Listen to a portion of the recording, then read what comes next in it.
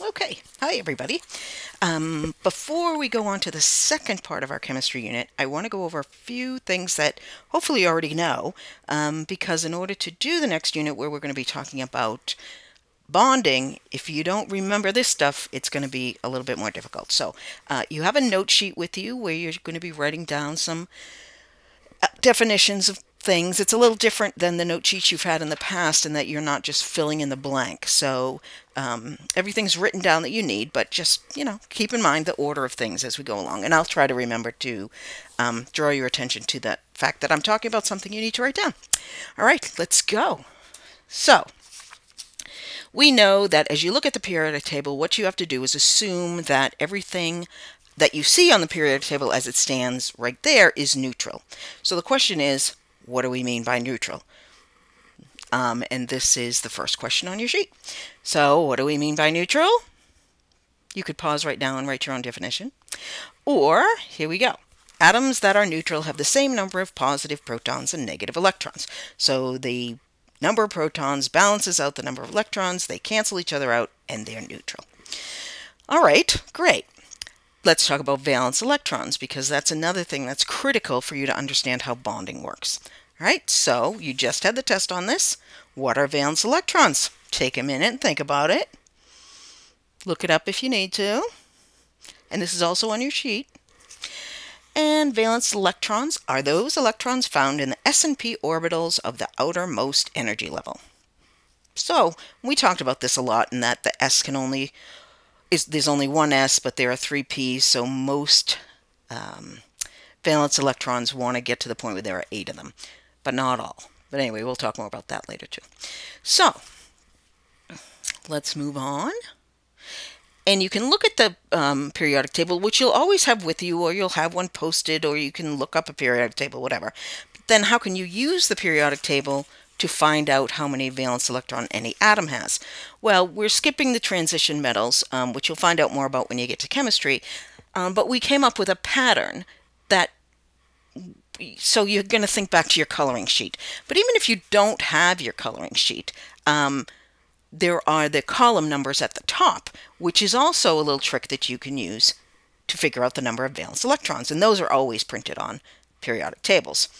So you look at the columns and the column numbers, and the number of valence electrons is equal to the digit in the ones place of the column number. So columns 1 and 2, that's pretty easy. But then we skip all the way over to column 13, and that's where we start with 3 valence electrons in 4, 5, 6, 7, 8, going through columns 14 through 18. So I don't know if I mentioned that trick before, but it's a pretty good one. And that's also on your sheet. So that was a nice review of, oh, actually, no, wait a minute, we're not ready to move on. Now we're going to practice a little. So hopefully you have a periodic table nearby and you can look this up. So write the answers on your sheet. How many valence electrons do the atoms of the following elements have? So right now what you might want to do is pause and get the answers and then see if you match what I have. All right, so pause and come back in a minute. And here we are. The carbon has 4, sodium has 1, fluorine has 7, argon has 8, and helium has 2. So, but if you notice on the periodic table, both argon and helium are in the same column. So what's the story with that? Explain why, even though they are in the same family, or same column, argon and helium have different numbers of valence electrons. That would have been a great test question. Darn, maybe it'll come up on another test. Who knows? So hopefully many of you are simply saying, well, because helium just has 1 s orbital and that can only hold 2, but argon has is in the second energy level, so that can hold, has s's and p's, so it can hold 8. If you're looking at this page going, what is she talking about? Here is a, it's kind of wordy, but it's a pretty good explanation of how you can do this. So it has to do with the number of energy levels, all right? Helium is in row 1 or period 1, and you know that periods tell you the number of energy levels. So helium only has 1 energy level. And the first energy level only has 1 orbital. It's so small it can only hold 1, and it holds an s. And any orbital can only hold up to 2 electrons. So the maximum number of valence electrons helium can have is 2, because remember, a valence electron are the electrons in the outermost s and p orbitals, but helium doesn't have any p's, it only has the s, so it can only hold 2. However, argon, oops, I said it wrong, has 3 energy levels, and its third energy level contains both S's and P's, so argon and every other member of the noble gases has 8 valence electrons. So hopefully you're clear about that. If not, see your teacher, and it's easy enough to explain. All right, so now we're moving on to the new stuff, and we're moving on to the next part of your sheet as well. Okay. So we talked about the fact that atoms are neutral when the protons equal the electrons, because the number of positive charges cancels out the number of negative charges and it ends up being neutral. However, what makes an atom stable? Now, we did talk about this some, so some of you may remember. So think about it for a minute, and this is on your sheet. What makes an atom stable? See if you can get it. All right, so here's the answer. In order for an atom to be stable, the s and p orbitals in its outer energy level must be full. So it has to contain this maximum number of valence electrons, right? So it has to have a filled outer energy level, filled valence shell, sometimes people say. All right, so we have neutral, we have stable. I know the difference, but so what? So let's talk about that. Atoms are much more concerned about being stable than they are about being neutral. So it's more important that they have a filled outer energy level than they have equal numbers of protons and neutrons. All right. So the question is, how did they become stable? Well, in order to do that, they have to react with other elements, with other atoms, who also want to become stable. And when those reactions take place, that's what we call a chemical reaction. And we'll look into chemical reactions a little bit more next week. So they react with each other and end up becoming stable. So how does that happen? Let's take a look. So you know that stable means the outer s and p orbitals are filled. And you also know that not every atom has filled outer s and p orbitals. So in order to become stable, an atom basically has 3, I'll say, choices, for lack of a better word. All right? And the 3 choices are, they can share valence electrons with other atoms, which is very nice, of course. Sharing is always nice. They can also give away valence electrons to other atoms if they want to empty that outermost energy level, because that's easier than trying to fill it. And I know in my classes we talked about that just a little bit. But so they can give away valence electrons because it'd be better in terms of their stability if they could just get rid of a couple. Or they can take valence electrons from other atoms. Only ones that want to give them up, but nevertheless. So they can share, they can give away, and they can take electrons. And in the process of doing one of these 3 things, atoms become stable and chemical bonds are formed. And we'll talk about what chemical bonds are. So now, what I want to do is go back to the 3 methods of becoming stable, and we'll look at those kind of individually. All right? The first one, the kindest one, let's talk about sharing. Me and clip art. Anyway, all right, so here we go. When atoms share, however, the sharing has to be equal. If I'm going to share 2 electrons with you, you have to share 2 with me. If I'm only going to share 1 with you, then you can only share 1 with me. And the sharing, generally speaking, the sharing can go up to, I think 3 or 4, I guess. But anyway, that's a rule you have to follow. The sharing can't not be unequal. So, 2 atoms have to bond in order for this to happen. And this bond, where 2 or more atoms share electrons with each other, is called a covalent bond. Co meaning together, covalent, sharing, cooperation. Okay, so covalent is a cooperative bond. It's together when the atoms stay together. All right, so A covalent bond is formed when two or more atoms become stable by sharing electrons. And this is also on your sheet under where it says, let's talk about sharing. All right. So let's move on. So let's talk about chlorine, because it's a pretty easy atom to look at. All right. So we have two chlorine atoms, neither of which is happy, because the one with the blue valence electrons only shows 7 valence electrons, and the one with the purple electrons only shows 7 valence electrons. So neither of them are stable, but they both want to be stable. Now, if chlorine could gain one and then become stable, which is an option, and it actually does do that sometimes, but in order to empty its outer energy level, it would have to actually give away 7, and that's just not going to happen. Okay, maybe the most anybody's going to give away is 3, maybe 4. All right, so what happens is these chlorines say to each other, which of course they really don't, say, all right, you need one, I need one, let's share. So they're going to each share 1 with the other, so that they both end up with 8, and you get something that looks like this.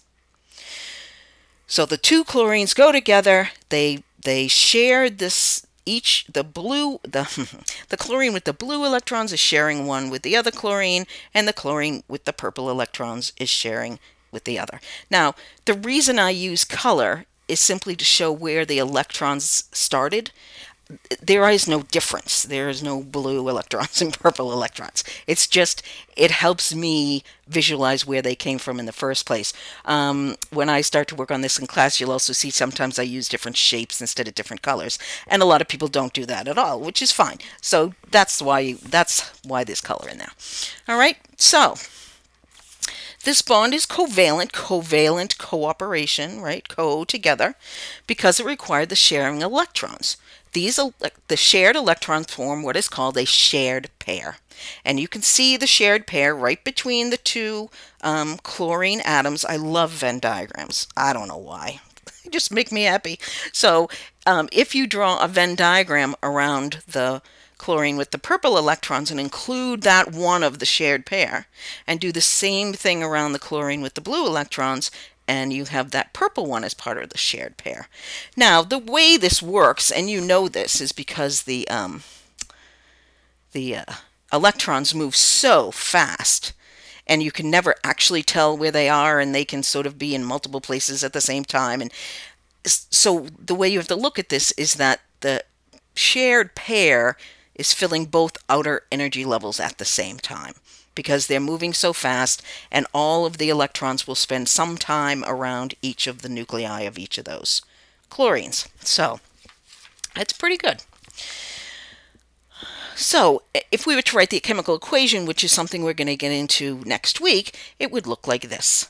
So you have a chlorine plus a chlorine gives you Cl2, and the subscript 2 implies that there are now 2 atoms of chlorine bonded together.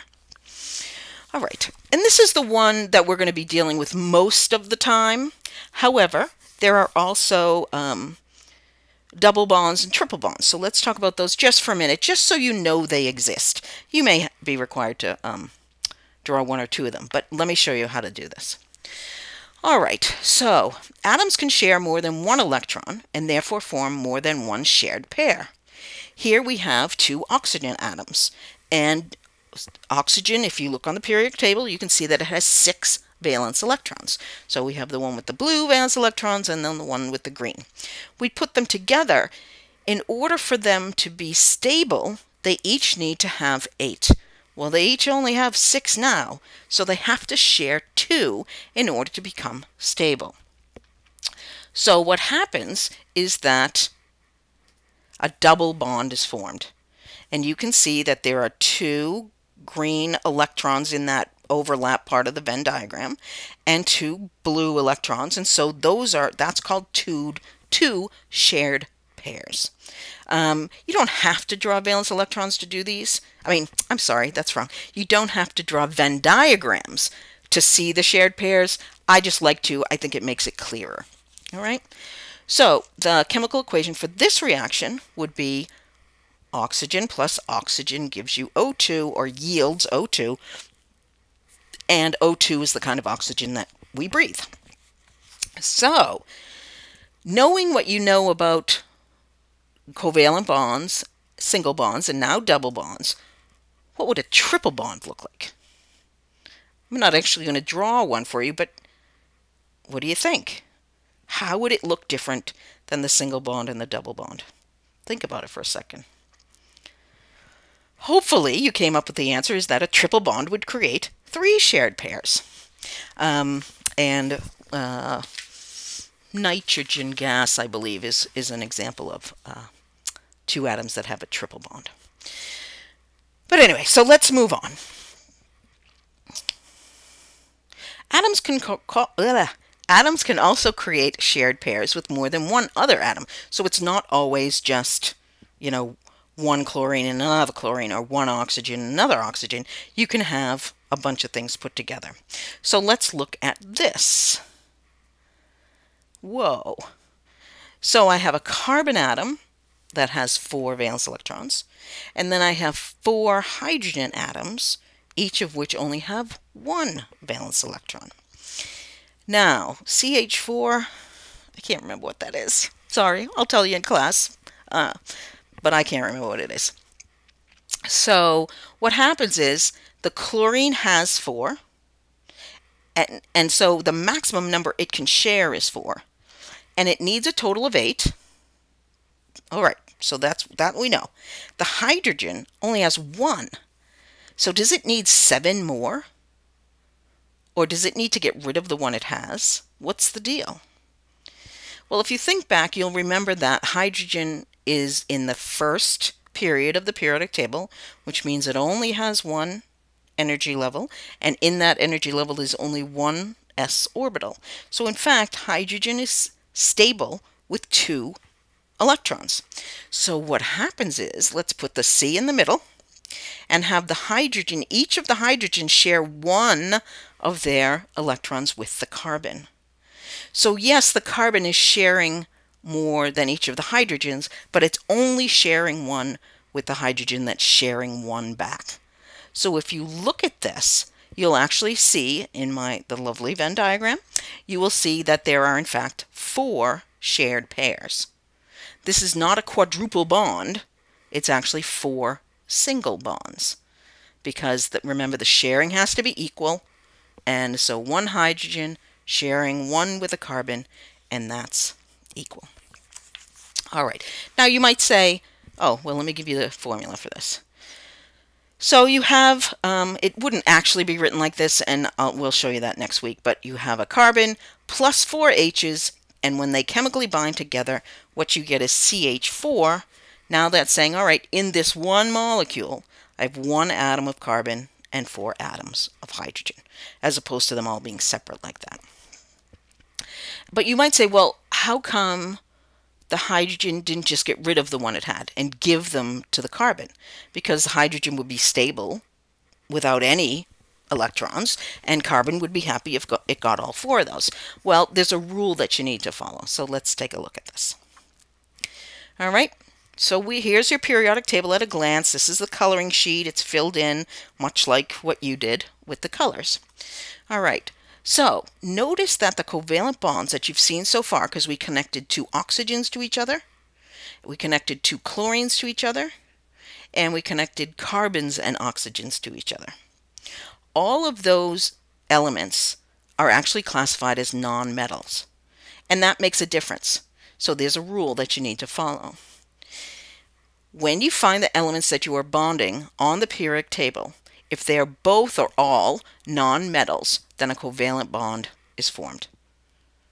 So that's all, at least for now. When you get to chemistry, things might change up a little bit, but for now, nonmetals, if they're all nonmetals, then they're going to form a covalent bond. All right? There it is. So the question is, what if sharing doesn't work? What if, in fact, they're not all nonmetals? All right.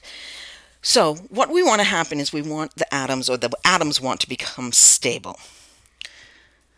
However, it's the thing about equal sharing that kind of messes with this.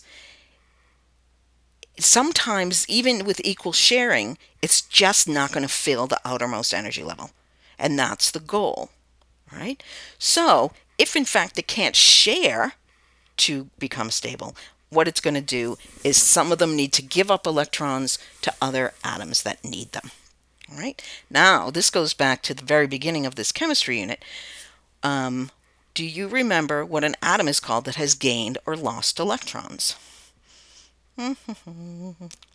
See if you remember. This was on the test too. Most of you guys got it right, I think. An ion.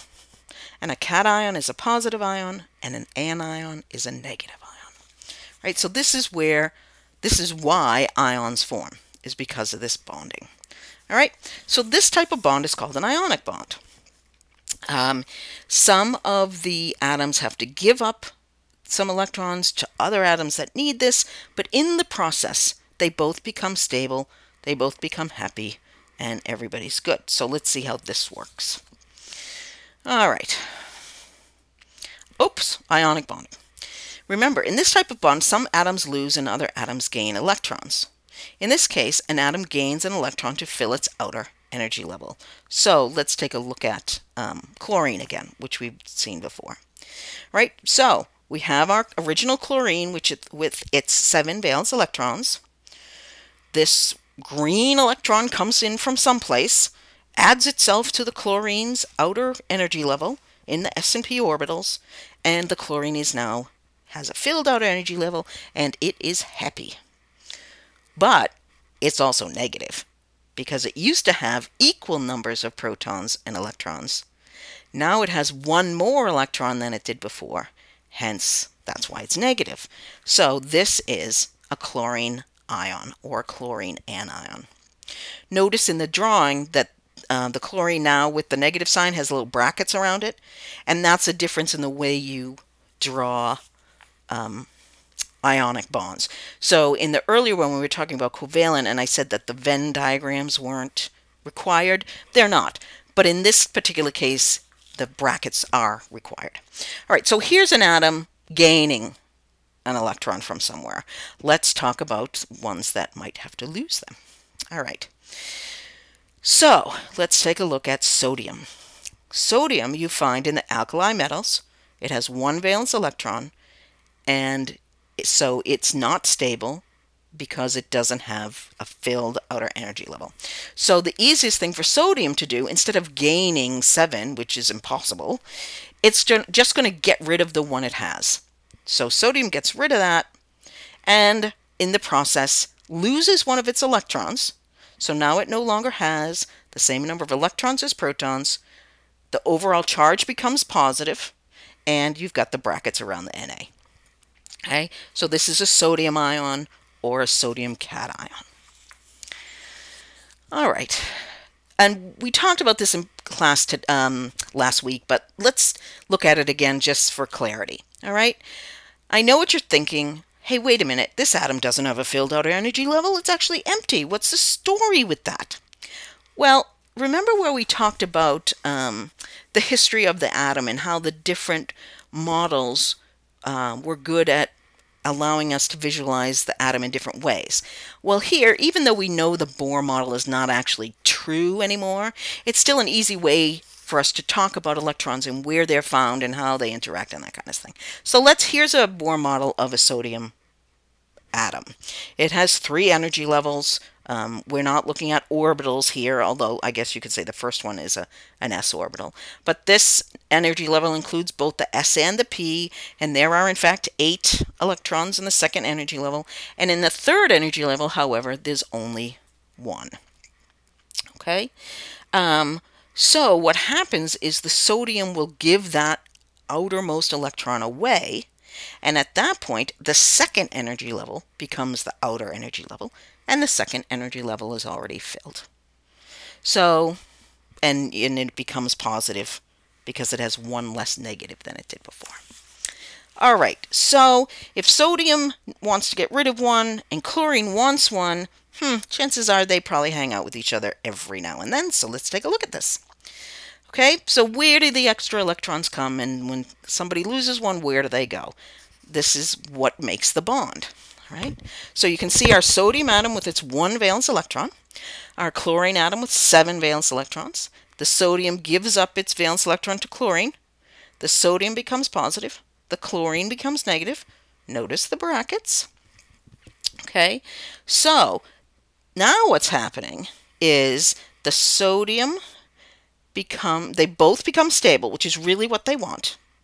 But in the meantime, the sodium becomes positive, and the chlorine becomes negative, and they're oppositely charged ions. So one's a cation, one's an anion. And so here's the question, what do you know about opposite charges? You know this. Okay, they attract. So the sodium is attracted to the chlorine and vice versa, and this is the bond. That's what keeps them together, is this positive and negative charge. Now, it's not as strong a bond as a covalent bond, because, for example, NaCl, do you know what that is? Table salt. Okay. Once it's put in water, they separate. They call dissociate. And so anyway, so the opposite charges keep them together. And the chemical equation for this is Na plus Cl yields NaCl, which is table salt. All right. So, just like with the covalent bonds, this does not have to happen simply between one atom and one other atom. It can happen between multiples. So let's take a look at that. All right. So let's go back to chlorine again. Okay, calcium chloride. This actually, this is the stuff that you can sprinkle on your walkway to help melt the ice. So calcium is the alkaline earth metals. It has 2 valence electrons, and chlorine is the halogen, so that has 7 valence electrons. So calcium has 2. It can either get rid of the 2 or try to gather up 6, which it's just not going to do. So the calcium actually says, great, I'll give 1 of my valence electrons to this chlorine atom, and I'll give another one to this chlorine atom, which is great. And so we show the calcium now with no valence electrons. Is that really true? No. What happens is the next valence level in is the full one, but we just don't draw those. It's all about the original ones. All right? So the calcium gave its 2 valence electrons to the chlorine. All right? Because the calcium lost 2 electrons, remember the electrons and protons used to be the same, now it's lost 2. It actually has a +2 charge, which you can see is drawn, or written rather, outside the brackets on the right-hand side of the calcium. Each of the chlorines has gained electrons, so they each have a -1 charge. And so you can see that negative sign on the outside of the chlorine brackets. And if it's 1, you don't have to put a 1. You can just put minus. It's like math with the variables. If it's a 1x, you can just put x. So now the question comes up, why is the calcium ion in between the 2 chlorine ions? And if you look at the charges, this should make some sense to you. Think. All right, because the positive calcium is going to separate the 2 negative chlorines, because what do you know about like charges? They repel. Right. So the chlorines don't want to hang around with each other. They're both really negative, and nobody wants to hang around. No, they don't want to hang around with each other. So that's why the calcium's in the middle, and you need to understand that. Now, but we already used chlorine in the earlier examples when we were talking about covalent bonds. So how does a chlorine atom know whether to ionically bond or covalently bond, if it can do both? Okay, here's another rule. Let's take a look. All right, so here we are back at the coloring sheet. The ionic bonds that we have drawn now between sodium and chlorine, or between, what else did we do? I can't remember.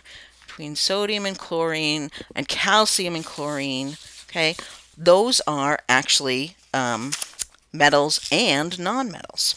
So the rule to follow here is to find the elements that you are bonding on the periodic table. If they are If there are both metals and nonmetals, then you're going to be forming an ionic bond. All right? So those are the two rules. If they're two nonmetals, they form covalent bonds. If there are metals and nonmetals, they're going to form an ionic bond. All right? So let's take a look at these two bonds together.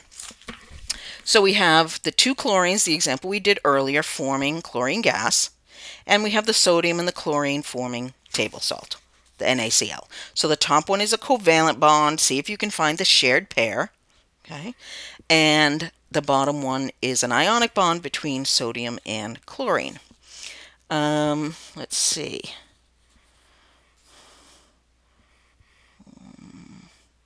See if you can, and actually this is, I think, the last thing on your sheet. How many similarities and differences can you find between this, an ionic bond and a covalent bond? So pause, take a minute, and then I'll go through this with you. All right? So pause your thing, and then when you come back, I'll do the answer.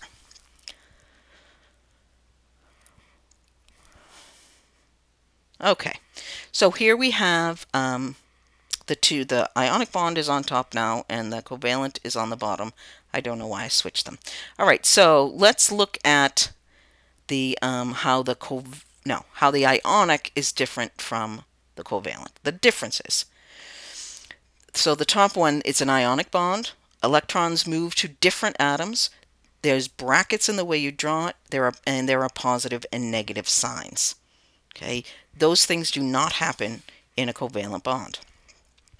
If we look at the covalent bond, we can see that the electrons are shared. In this case, there's one shared pair. There are no brackets, although you can draw the Venn diagram if you want. And there are no charges because everybody's still neutral. They're just sharing. All right, now, how are they the same?